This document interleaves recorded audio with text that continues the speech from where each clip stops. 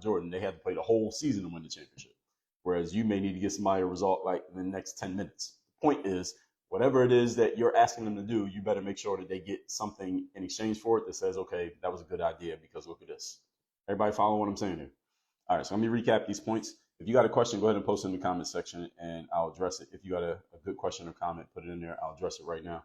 We are talking today, those of you came in the middle of what I'm talking about. We're talking about how to pull people up to your level or how to pull people up, period.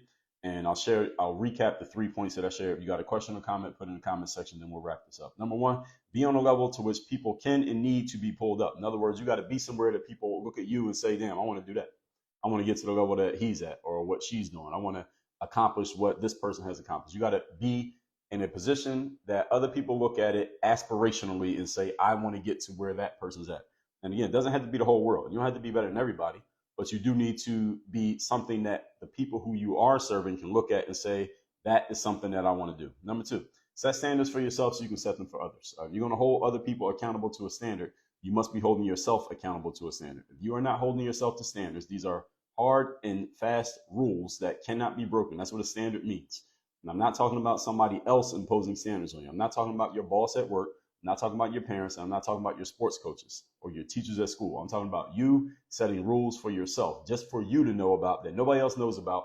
Are you holding yourself to standards? Most people, and most of you listening to me, do not do this. And I'm telling you that you need to fix that and start doing it right now. Write down a list of standards that you want to hold yourself accountable to. I guarantee your performance levels will go up just because you have rules that you set for yourself.